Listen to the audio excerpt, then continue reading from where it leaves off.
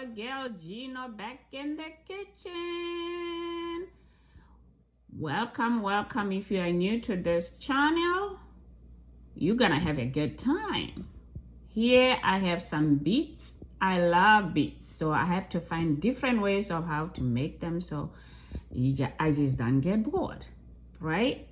Yeah, eating one thing every time, hey, you do get bored, don't you? So this here, I make sure I put some goodies in it, and you'll see how I made it in a second. But before we do that, please press that subscribe button and press that thumbs up. And after watching this video, don't forget to comment. Okay.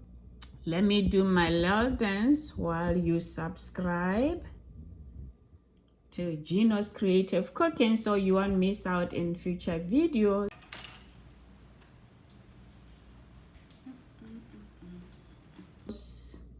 Okay, let's get into it.